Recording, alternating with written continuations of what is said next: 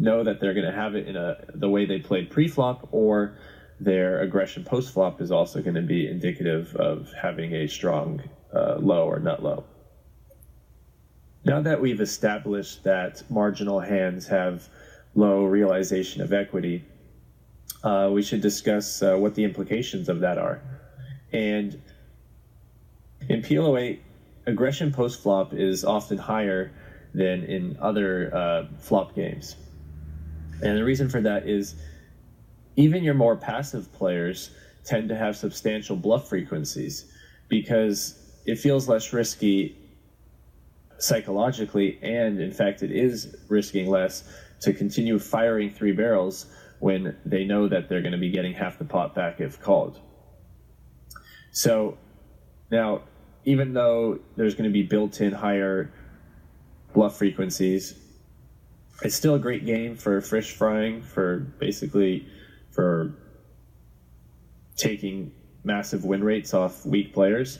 And because that's going to be the case, because the weak players are still going to be drawing for half the pot way too often, and they're also going to be calling down with those marginal two-way hands when it's fairly obvious they're getting free rolled, but they're going to hang on and hope for the best. Another interesting aspect of the game is how do we apply concepts in split pot games, specifically PLO8, to game theory and our overall ranges. And it's really hard to quantify things like, where am I in my range, for example? Well, given that the pot is really divided into a high and a low, it's hard to evaluate the actual strength of our hand in a sense of where it is in our range. It's also hard to decipher how exploitable we are if we fold certain hands, how often we're going to have better, given that we're really splitting this pot up in two. Now that I've established and discussed some of the key concepts that I find interesting in PLO8, we'll get into some gameplay and we'll see if we can apply some of those concepts here. On table 2, I complete with a pretty weak hand with some 3 low cards for backup. And I'm mostly just trying to see how the big blind's going to be playing. I end up defending this hand to an open, which is questionable, but I'm okay with it. On table 1, we have Jack, Jack, 5 deuce, which is a good hand to be completing action with. It's a very flop-dependent hand, given that we pretty much just need a set and some other advantageous flops to continue with. But it's worth noting that the 5 deuce backup is pretty important, given that on a lot of flops that we do want to continue with, having the low cards, the 2 wheel cards, is going to be a big equity boost and playability on certain runouts. On table 2, we open a pretty strong hand on the button with the ace-4 and the connectivity between the 4-6-8 for some high potential as well. And we end up getting a fold.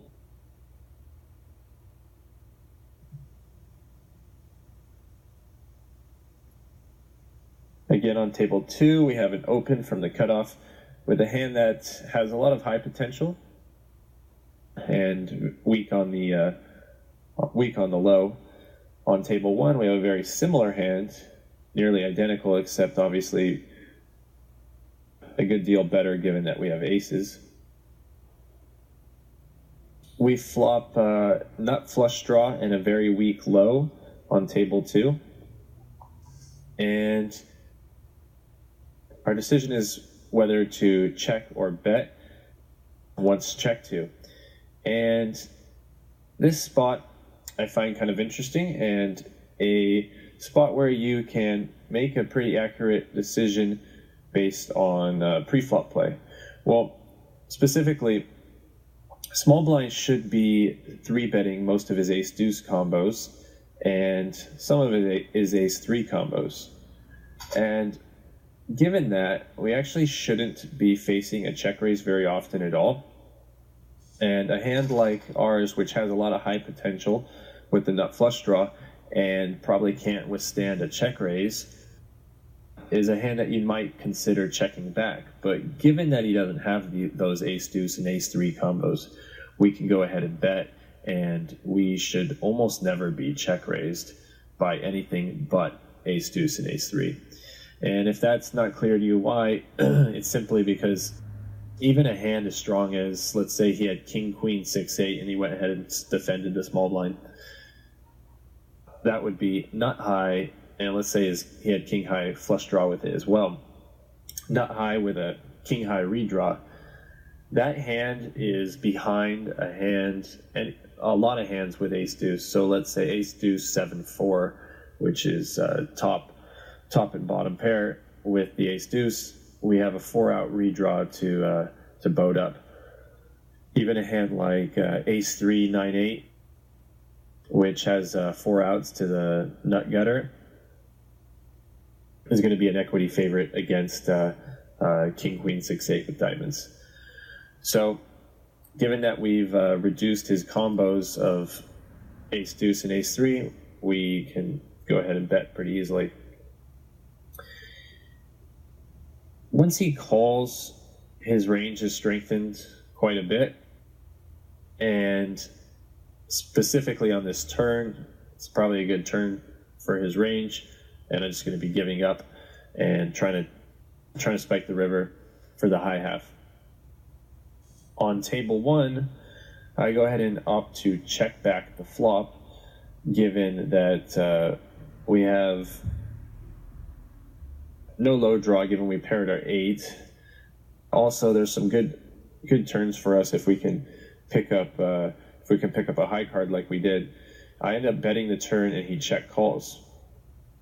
I expect him to be betting any high hands that are better than aces and tens on the turn, and so when he check calls, he's gonna have draws mostly. When he check calls turn, most of his range is going to be draws, given that we've already established that he's going to bet better than aces and tens for high. On the queen river, nearly all the high draws got there and now beat aces and tens, and the low draws missed. We can no longer get any value from the low draws, so even though we do have the best hand for high the vast majority of the time, I don't think he's going to have enough showdown value for high for us to value bet. So I end up checking back. The hand on table 1 brings up a point that wasn't mentioned earlier, which is very important to PLO8. When you have the current best high hand on turn or on flop, it's really important to be protection betting a lot, and slow playing becomes much less attractive.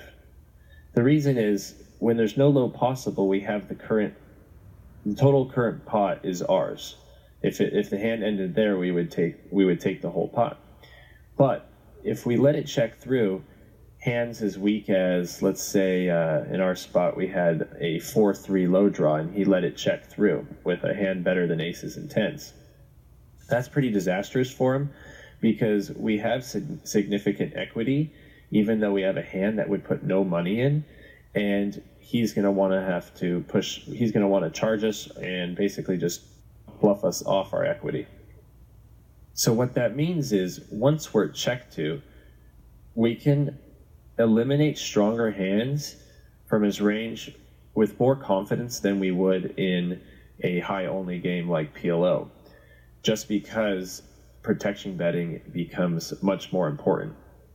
So hand ranges become a little bit more face-up unless people start getting really out of line, like if he knows that I'm just betting and barreling a ton, then he can go for some more check raises.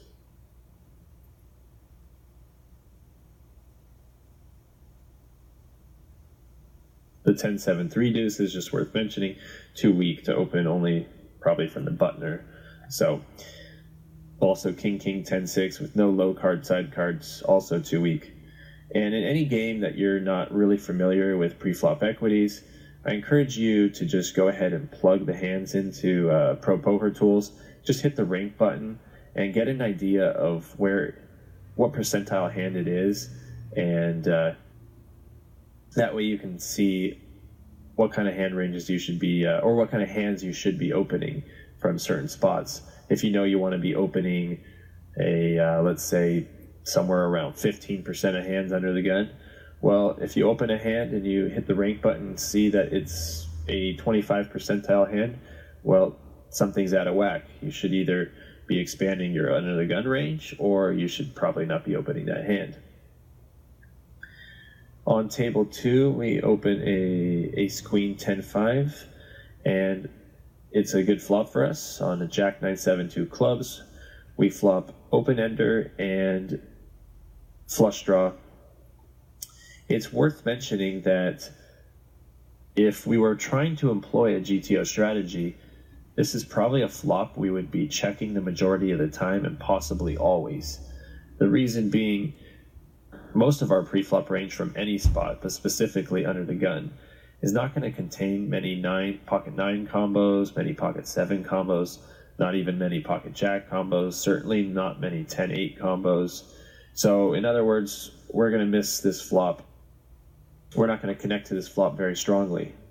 Now, in a vacuum, we have a hand that really likes to bet because it's strong enough to bet call, and it doesn't have much showdown value, so we don't mind if it folds as well, if our opponent folds. But it's just worth mentioning that it's a hand that, from a GT perspective, we would probably be checking. But we just don't expect this player pool to be capitalizing on flops that miss our range much, so it's a pretty easy bet. On table 2, we defend the big blind with a mediocre hand, and we flop quite well with top 2 pair and the worst possible low draw. It's actually worth mentioning that we do have a low draw, even though it is the worst low draw. So if he does have a low, we'll always lose it. But the times that he has a better high hand, so just specifically the times that he has a set, the 7-8 low draw does add significant equity. So our decision becomes, do we call flop and get it in on a turn, or do we raise now? I end up opting to raise now because there are some high only hands that, well, there's some hands that we dominate, specifically hands like ace 5, deuce 10, some ace 5 combos. Those hands we're going to have pretty crushed. He ends up sticking it in with a fairly strong hand of ace 10 3 deuce, which is nut low draw, gut shot, and top pair. And even though his hand was quite strong, I'm going to bring up an equity simulation just to check how we're doing against that hand, and that way we can gauge how we're probably doing against different parts of his range. You can see that even against a hand that he has a snap decision to get his stack in, we are almost 62% favorite. That just lets us know and reaffirms our decision to raise flop, given there's some hands that we're actually going to have in a lot worse shape than that.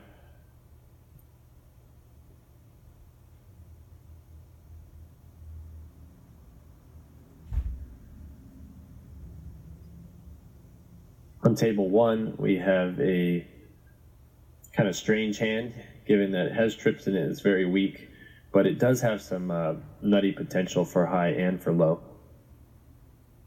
I'd probably defend it against like a button open, given it has good semi-bluff potential when we flop a low draw or nut flush draw. But we see a free flop, and we end up flopping middle set on a 3-card low board with a straight possible. Usually in these spots when you flop sets on 3 low card boards, especially ones that contain